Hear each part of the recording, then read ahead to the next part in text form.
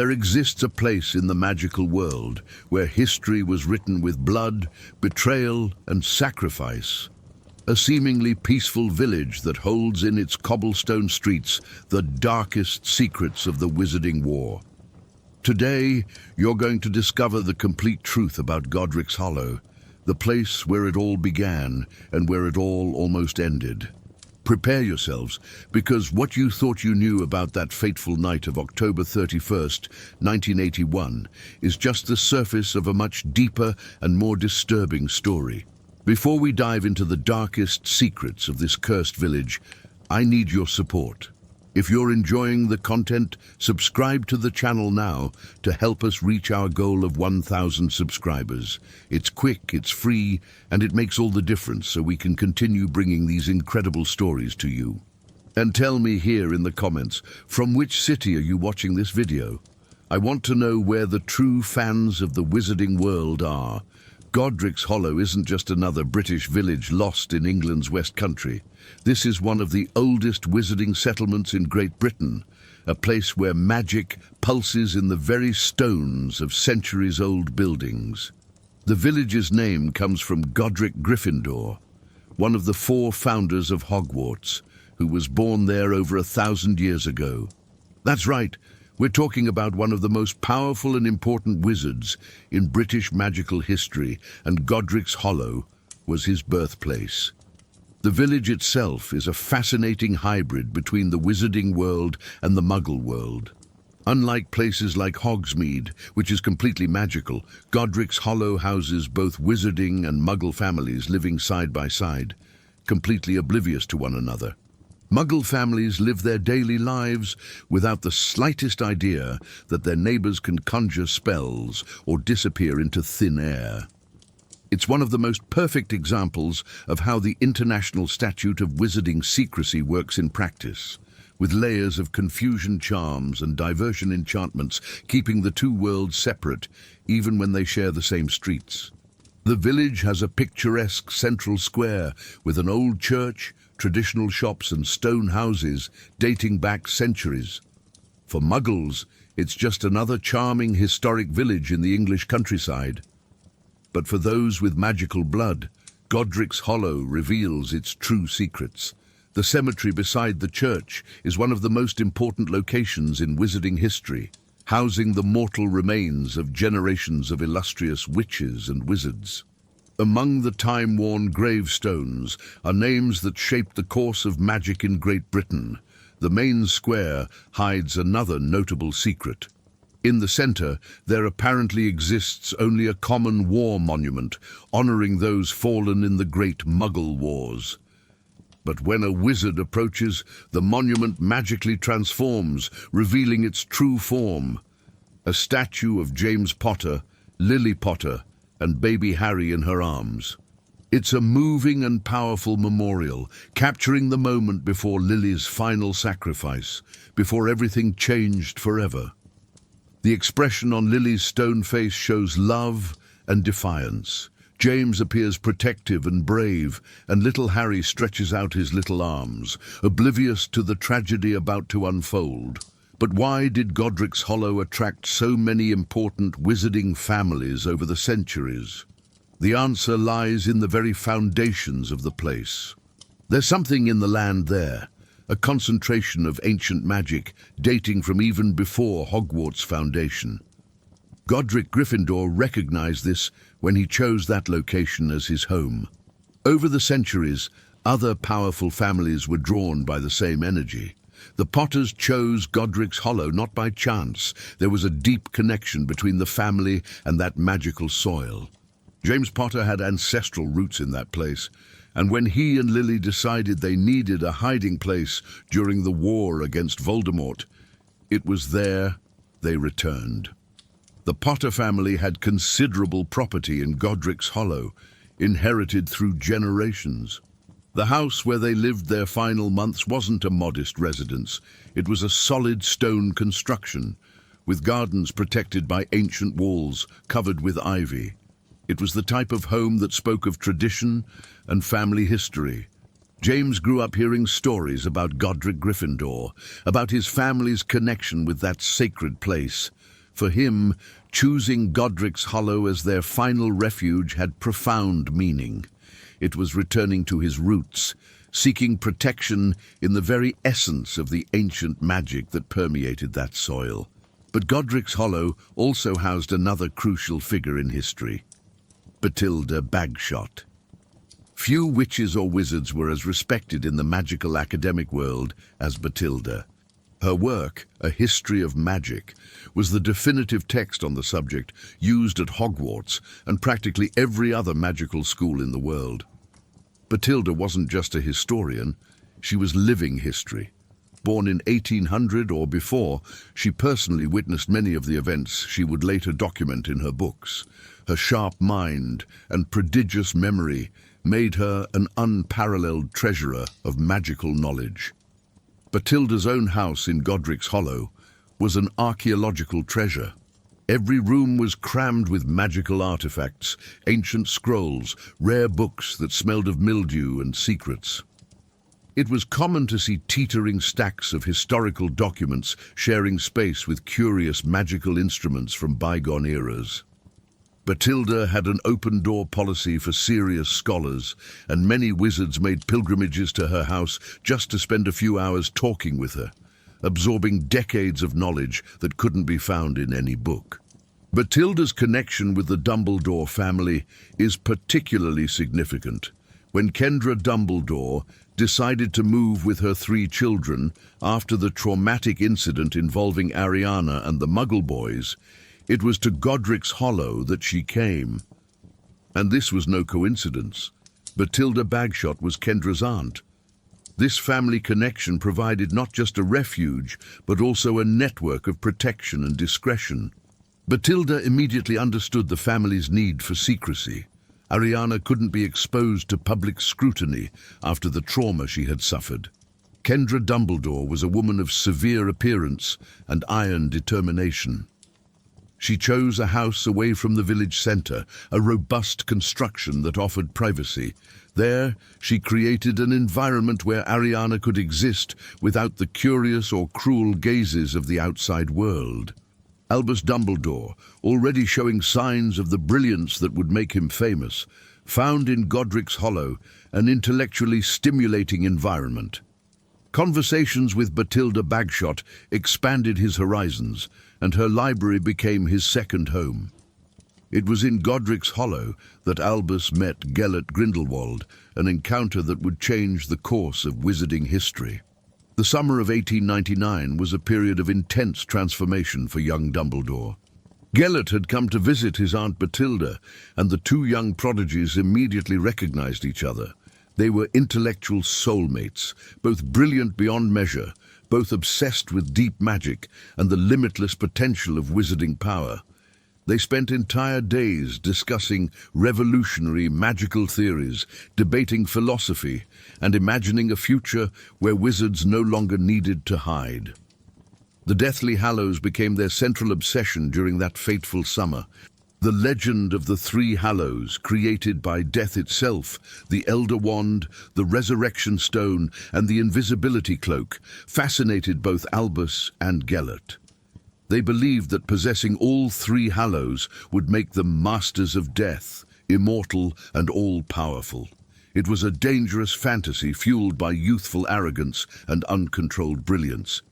Gellert had information that one of the Hallows, the Elder Wand, was with the wand-maker Grigorovich. They began planning how to obtain it. But there was something darker fermenting in this intense friendship. Gellert Grindelwald already showed the seeds of the ideology that would eventually make him one of the most dangerous dark wizards in history. He spoke openly about the greater good, about how wizards were superior to muggles and had the right to dominate them. Albus, still devastated by his father's recent death and overwhelmed by the responsibility of caring for his siblings, found in these ideas a tempting escape. They even began elaborating plans for a new world order where wizards would rule, always for the greater good of muggles, of course. Aberforth Dumbledore watched all this with growing horror and anger. He confronted Albus repeatedly about his neglect of Ariana, who was becoming increasingly unstable due to the lack of proper attention. Aberforth despised Grindelwald and saw through the grandiose rhetoric to the dark heart that pulsed beneath. The tension between the brothers reached breaking point when Albus announced his plans to depart with Grindelwald on a quest for the Deathly Hallows, completely abandoning his family responsibilities. The final confrontation happened at the Dumbledore's house on an August night in 1899. Aberforth attacked Grindelwald directly, accusing him of seducing his brother and using Albus for his own selfish and dark purposes. Grindelwald responded with arrogance and disdain, using the Cruciatus curse on Aberforth. Albus leaped to his brother's defense, and a three-way duel erupted inside the house. Spells ricocheted off the walls, shattering furniture and breaking windows.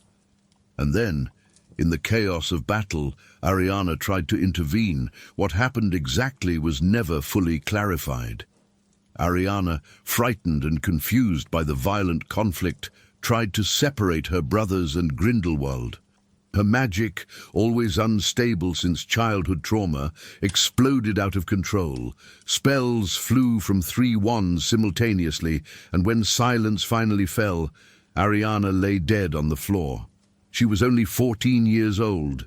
No one ever knew for certain which spell hit her, whether it was from Albus, Aberforth or Grindelwald, but the guilt would destroy Albus Dumbledore for the rest of his life. Grindelwald fled immediately, leaving the Dumbledore brothers shattered.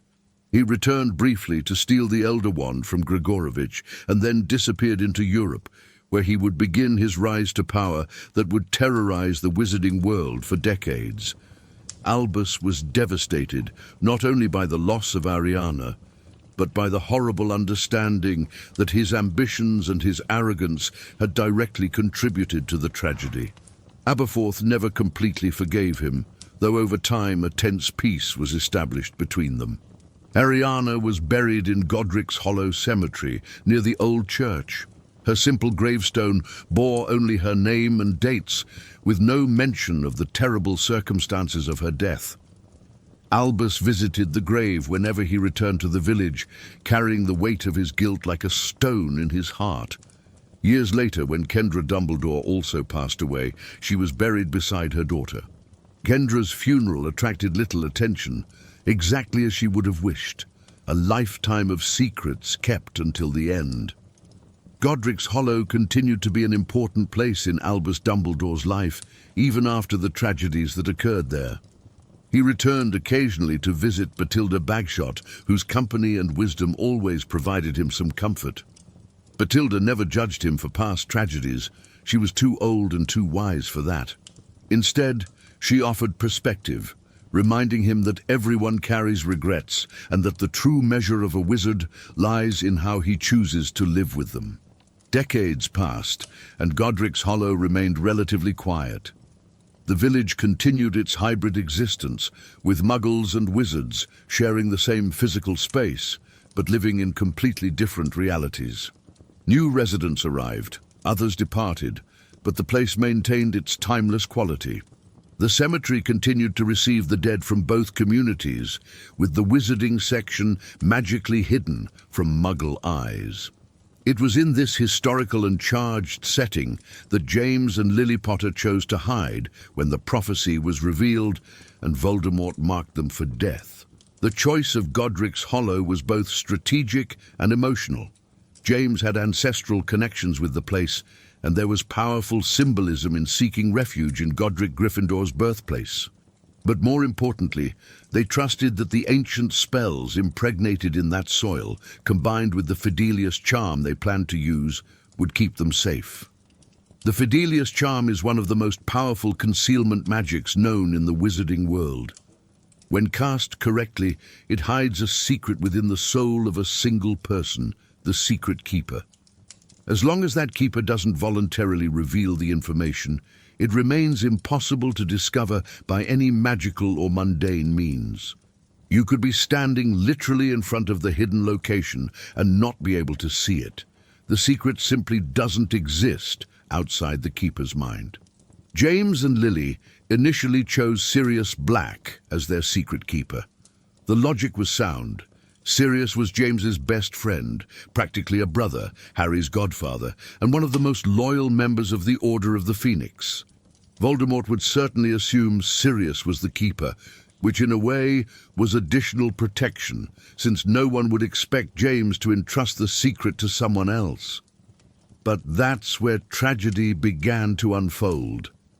Sirius Black, despite all his bravery and loyalty, had a moment of doubt. He realized he was the obvious choice, that Voldemort and his Death Eaters would concentrate all their efforts on him. The pressure would be unbearable, and if he were captured, tortured with the Cruciatus curse or killed, the spell would be broken. So Sirius proposed a change of plans, a stratagem that seemed brilliant at the time, but would prove catastrophic. Sirius's suggestion was to make Peter Pettigrew the secret keeper. The logic had a certain perverse merit. Peter was the least likely of the marauders, the weakest, the easiest to underestimate. No one, not even Voldemort, would suspect that James and Lily would entrust such a vital secret to Peter instead of Sirius. It was a perfect decoy.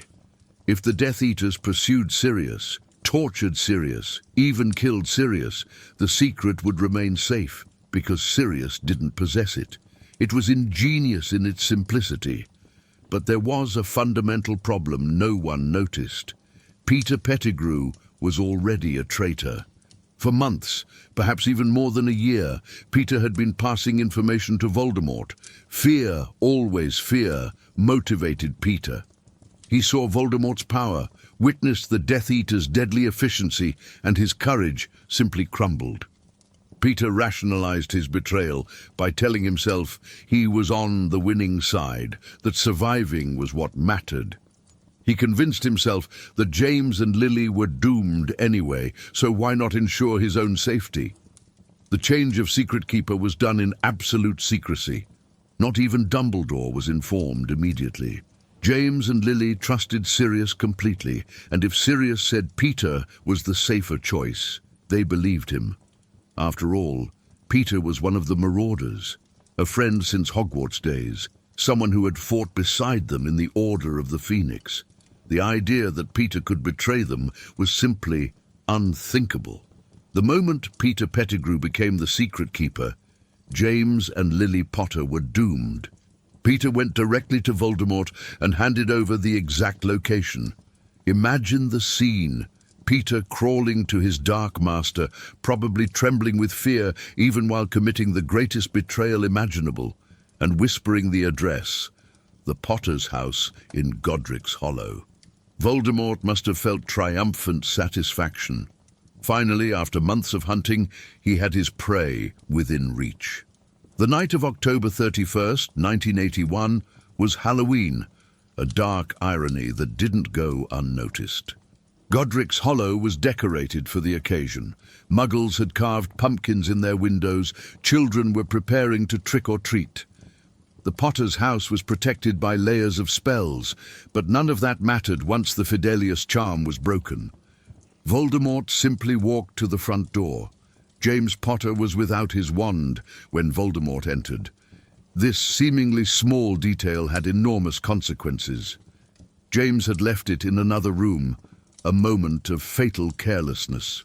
When the door exploded and Voldemort entered, James had no way to defend himself adequately. He shouted for Lily to take Harry and run, placing himself between his family and the Dark Lord. It was an act of desperate courage, but against Voldemort without a wand, James had no chance whatsoever. The killing curse struck James Potter before he could even reach his wand. He fell in the hallway, his eyes still open, frozen in an expression of defiance and fear. Voldemort stepped over the body without a second glance, his red eyes fixed on the top of the stairs, where he could hear Lily Potter desperately trying to protect her son. For Voldemort, James was just another obstacle removed, nothing more. Lily Potter was in Harry's room, and she knew there was no escape, but she had a chance. A single and terrible chance. Voldemort offered her life. He told her to stand aside, to let him kill the boy, and she could live. It was an extraordinary offer coming from someone like Voldemort, who knew no mercy. But there was a reason for it. Severus Snape had begged Voldemort to spare Lily Potter. Snape, still consumed by his childhood love for Lily Evans, had run to Voldemort when he learned the prophecy referred to the Potters. He begged, humiliated himself, offered anything in exchange for Lily's life. Voldemort, who considered Snape one of his most valuable Death Eaters, agreed to try to spare the woman. But only try. If she proved sensible and stood aside, she would live. If not, well, she would die with her son. Lily Potter refused. She positioned herself in front of Harry's crib and begged Voldemort to kill her instead of her son. Tears ran down her face, but her voice was firm. She offered her life in exchange for Harry's repeatedly, desperately. Voldemort grew irritated with her refusal to be reasonable. He tried to move her aside magically, but she returned. Finally, impatient and annoyed, he killed her. What Voldemort didn't understand, what his fragmented and corrupted soul couldn't understand, was that Lily Potter's sacrifice invoked a magic much older and more powerful than any spell he knew. Magic of love. Magic of sacrifice, magic that goes back to the deepest foundations of magical reality itself. When Lily died willingly to save Harry, when she offered her life freely and consciously out of love for her son, she created a protection that Voldemort couldn't penetrate. Voldemort pointed his wand at baby Harry Potter, who was standing in his crib, holding the bars and looking up with large, frightened green eyes, the same eyes as his mother. Voldemort pronounced the words of the killing curse for the third time that night. Avada Kedavra. Green light filled the room. But this time, something impossible happened. The curse rebounded. Voldemort himself was struck by his own reflected spell. His body was destroyed instantly, reduced to less than a spirit, less than the faintest ghost. His soul, already fragmented by multiple Horcrux creations, was shattered even further. A fragment of it broke off at the moment of death, and finding the only living creature in the room, attached itself to Harry Potter. The lightning bolt scar on Harry's forehead wasn't just a mark of survival, it was the mark of a fragment of Voldemort's soul lodged within him. The Potter's house was partially destroyed by the explosion of magic that occurred when the killing curse rebounded. The roof collapsed, walls cracked. Baby Harry was left alone in the rubble, crying, with blood trickling from his new scar, surrounded by his parents' bodies. But he was alive, the only human being known to have survived the killing curse. Rubeus Hagrid was the first to arrive at the scene. Dumbledore had sent him as soon as he sensed something terrible had happened. Hagrid, the gentle half-giant, found baby Harry crying in the wreckage. Tears flowed freely down Hagrid's bearded face when he saw James and Lily dead. He picked up Harry with surprisingly delicate hands for his size and comforted him as best he could. Sirius Black arrived shortly after. He was in a state of total shock, unable to process the magnitude of the tragedy. His first reaction was complete confusion. How had Voldemort found James and Lily? Then the terrible truth began to form in his mind. Peter. It had to be Peter, the traitor, the coward, the friend they had trusted. The rage that exploded inside Sirius at that moment was volcanic. Hagrid refused to hand Harry over to Sirius. He had direct orders from Dumbledore to take the boy to a specific location. Sirius, still in shock and fury, offered his flying motorcycle to Hagrid, which shows that despite his rage, he still had enough presence of mind to ensure Harry reached his destination safely. Then Sirius departed in search of Peter Pettigrew, determined to deliver justice with his own hands. The news of Voldemort's fall spread through the wizarding world like fire in a dry field. Celebrations erupted throughout Great Britain. Wizards who had lived in fear for years came out of their hiding places. People danced in the streets, embraced strangers, cried with relief. The reign of terror had ended. Voldemort was dead. The boy who lived instantly became the most famous figure in the magical world. But in Godric's Hollow, the Potter's house remained as a somber memorial. The Ministry of Magic decided to leave it exactly as it was, magically preserved in its destroyed state. The structure was protected with spells that prevented it from deteriorating further, but no effort was made to rebuild or clean it.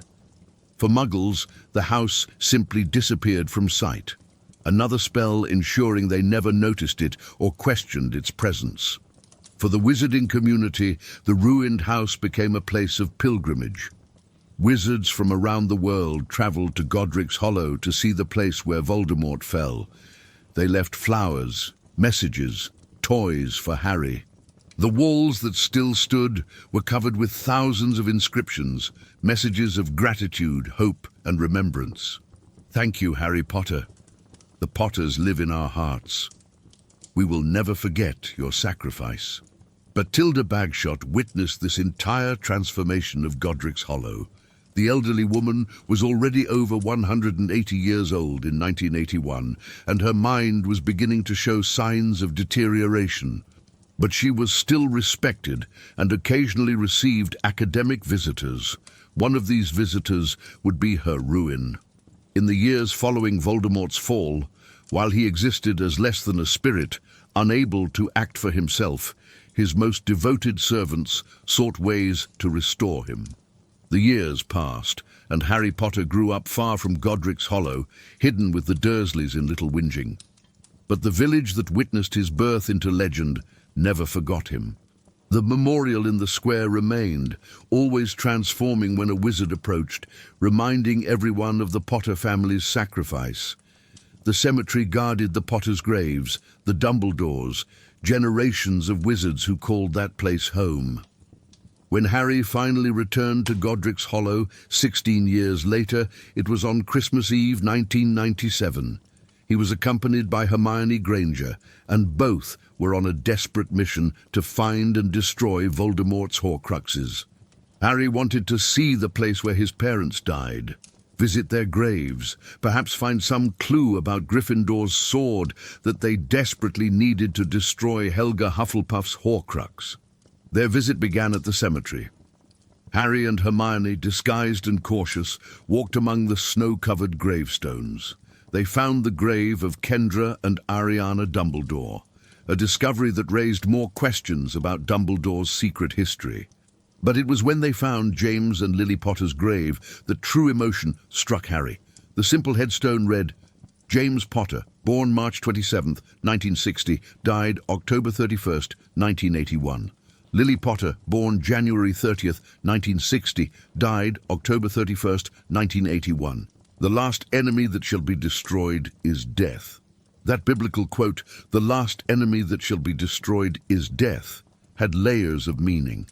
It was a statement of faith in the afterlife, but also an echo of Voldemort's own quest for immortality, though with radically different meanings. For the Potters, acceptance of death with dignity. For Voldemort, cowardly escape from it at any cost. Harry stood before his parents' grave, and for the first time in his life, he felt truly connected to them. The visit to the ruined house was even more emotional. The structure remained frozen in time, exactly as it was that Halloween night 16 years ago. Harry could see the hole in the roof, the cracked walls, the messages of love and support covering every available surface. Hermione conjured a wreath and placed it on the fence. Harry stood there, looking at the window of what had been his room, imagining that night, trying to remember something, anything. But his oldest memories were only flashes of green light and a feeling of deep love. While they stood there, an old woman watched them from a nearby house. It was Bathilda Bagshot, or at least it appeared to be. The woman waved to them, inviting them to enter her house. Harry, hoping to find information about Dumbledore or perhaps about Gryffindor's sword, accepted the invitation despite Hermione's reservations. It was a decision that nearly cost them their lives. The terrible truth was that Bathilda Bagshot had been dead for weeks, perhaps months. Her body had been reanimated, transformed into a vessel for Nagini, Voldemort's snake and one of his Horcruxes. Voldemort had anticipated that Harry would eventually visit Godric's Hollow, and he prepared an elaborate trap. Bathilda, the respected historian who had known 3 generations of Dumbledores and witnessed centuries of magical history, had her body desecrated and used as bait.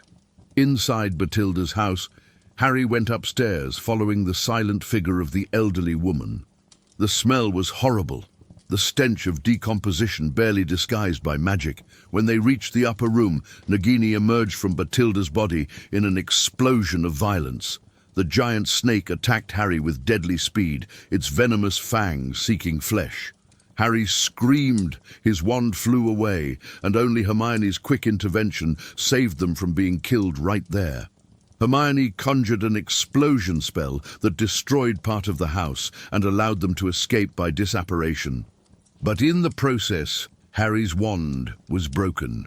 Not just cracked or damaged, but completely broken, irreparable even by magic.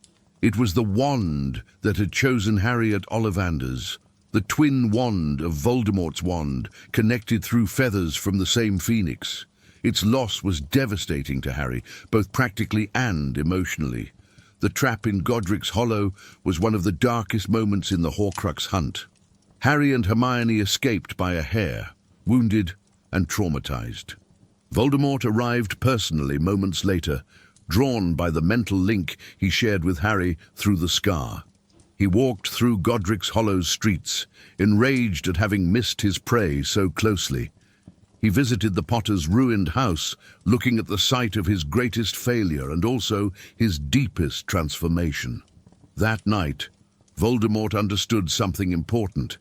Harry Potter had returned to the place of his birth, to the location where it all began. There was symbolism in that, a symmetry that even Voldemort's tortured mind could appreciate.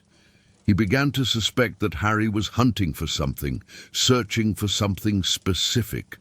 The pieces began to fall into place in his mind about the Horcruxes, about the possibility that Dumbledore had discovered his secret and passed that knowledge to Potter. Bathilda Bagshot's death was an incalculable loss for the wizarding world. When her body was finally discovered and the desecration revealed, there was genuine mourning throughout Great Britain. She had lived more than 2 centuries, witnessed revolutions, wars, the rise and fall of dark wizards, the evolution of magical society. Her death marked the end of an era of living knowledge. Her funeral was discreet, held in Godric's Hollow, and she was buried in the same cemetery where the Dumbledores and Potters rested. Bathilda's house was ransacked by wizards looking for macabre souvenirs or valuable artifacts. The Ministry of Magic eventually intervened, sealing the property and cataloguing its contents. Her library was donated to Hogwarts, where her rare works joined the school's already impressive collection. But many personal items, letters and documents were lost in the chaos, historical secrets that would never be recovered. The final months of the Second Wizarding War saw Godric's Hollow under constant surveillance by Death Eaters. They hoped Harry would return, that he would try to visit his parents' graves again. Regular patrols walked the streets, terrorizing both wizarding residents and keeping Muggles in a state of enchanted confusion. The Death Eaters' presence brought a darkness to the village that hadn't been felt since the darkest days of the First Wizarding War. Ancient wizarding families of Godric's Hollow went into hiding or fled during this period. Some houses were invaded, their occupants brutally interrogated about any knowledge of Harry Potter's whereabouts. The climate of fear was palpable. The village's Muggles felt something too. An inexplicable unease, a sense that something was deeply wrong, though they couldn't identify exactly what. When Voldemort finally fell for the second and final time, it was at Hogwarts, not in Godric's Hollow. But the echo of that victory was felt deeply in the village. The ancient magic that permeated that soil, the same magic that Godric Gryffindor had recognized 1,000 years before, seemed to breathe with relief. The Death Eaters, who still remained in Godric's Hollow, disappeared immediately, fleeing before they could be captured by auras. On the morning of May the 2nd, 1998, when news of Voldemort's final death spread, Godric's Hollow exploded in celebrations. Wizards came out of their hiding places, embraced in the streets, cried with relief and joy. The Potter's ruined house was covered with new flowers, new messages of gratitude.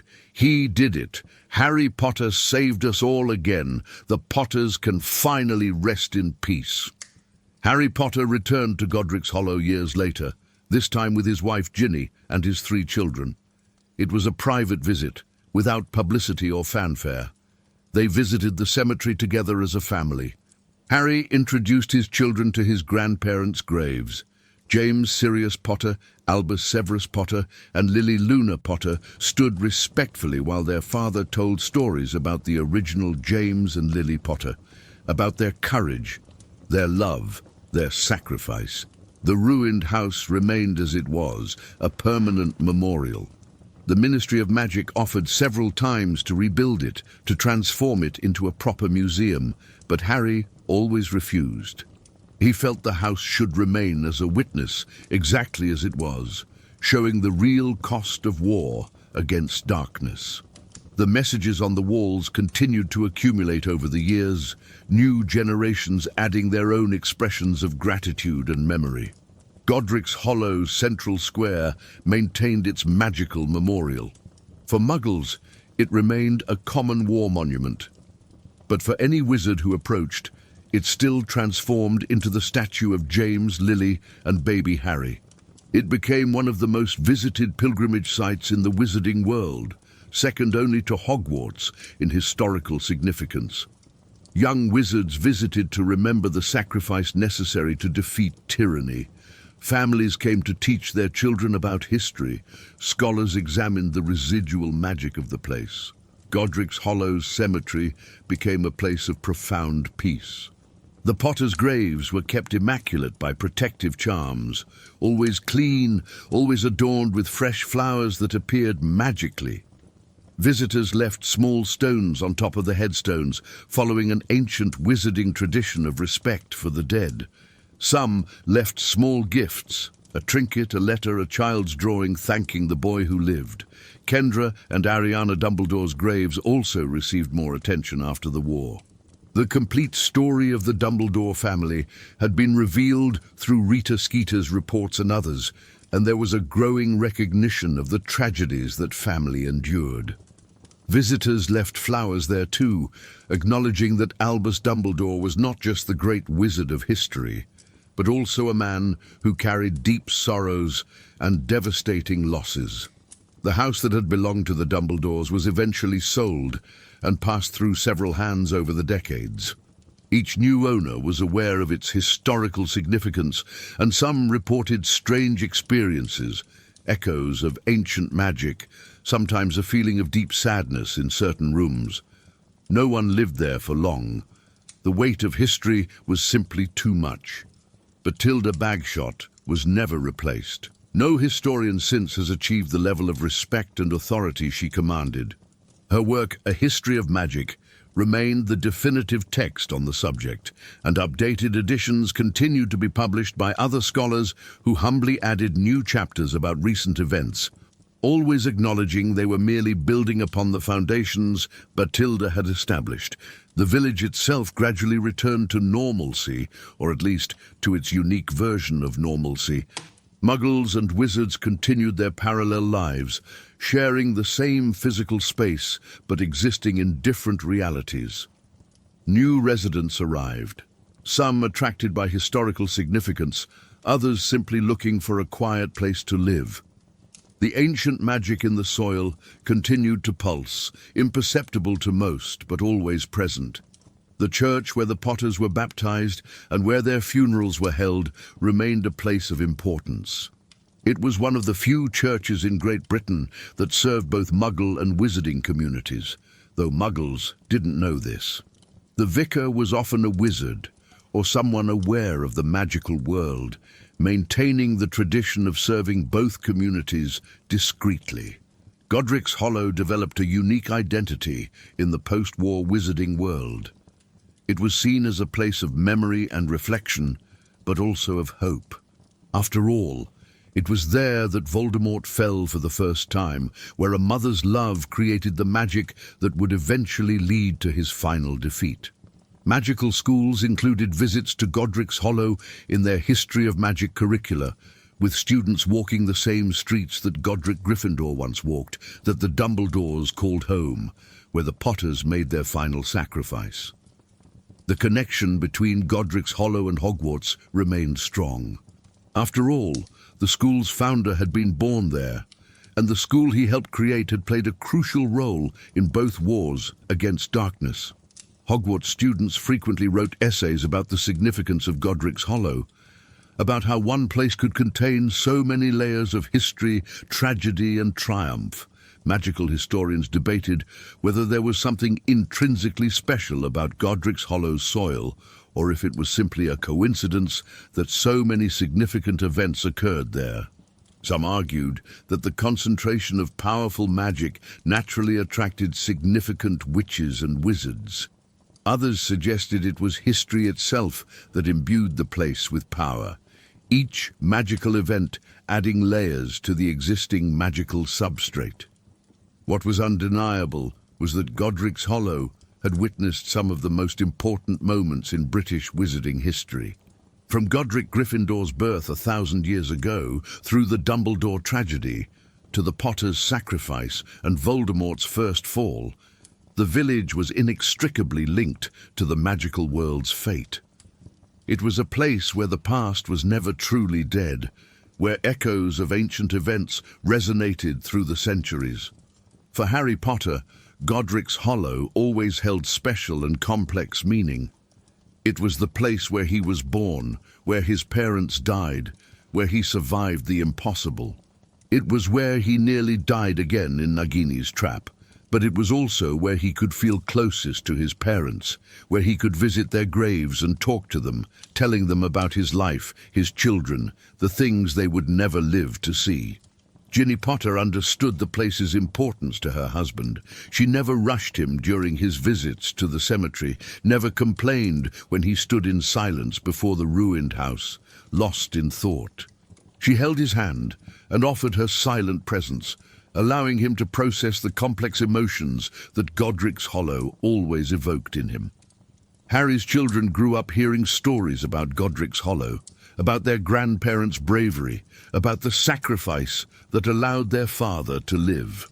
James Sirius, with his namesake grandfather's irreverent nature, sometimes made jokes to lighten the moment's seriousness.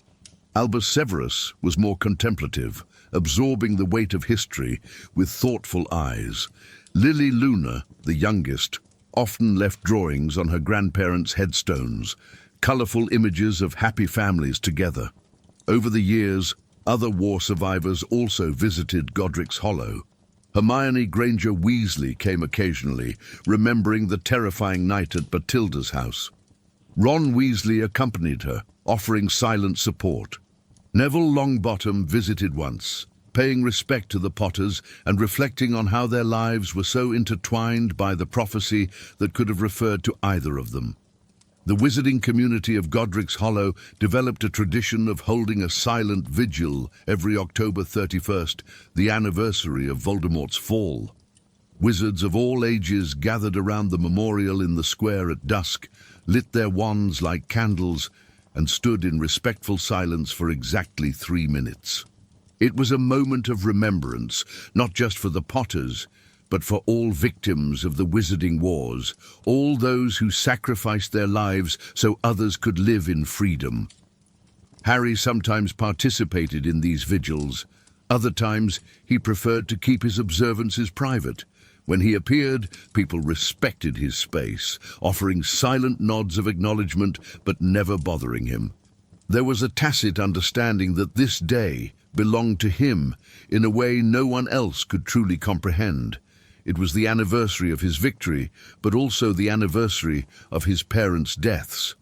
The protective magic that Lily Potter had created with her sacrifice left permanent echoes in Godric's Hollow, Experts in ancient magic visited the location, studying the magical residue, trying to fully understand what had happened that night. They measured abnormally high levels of protective magic impregnated in the very stones of the destroyed house. It was as if Lily's love had crystallized, becoming part of the place's physical structure. Some theorized that the protection still existed in diminished form, that Godric's Hollow offered a measure of safety to all who visited with pure intentions. There was no concrete proof of this, but there were incidents over the years where dark wizards who tried to desecrate the memorial or the ruined house were struck by inexplicable misfortune. Their spells failing, their wands breaking, some even temporarily losing their ability to do magic. The Ministry of Magic officially declared Godric's Hollow a location of exceptional historical significance, guaranteeing its permanent legal protection. Any attempt to commercially develop the village or alter its historical aspects was strictly prohibited. This sometimes caused tension with Muggle residents who didn't understand why certain areas seemed to be under inexplicable protection, but confusion charms and memory alterations kept these concerns manageable.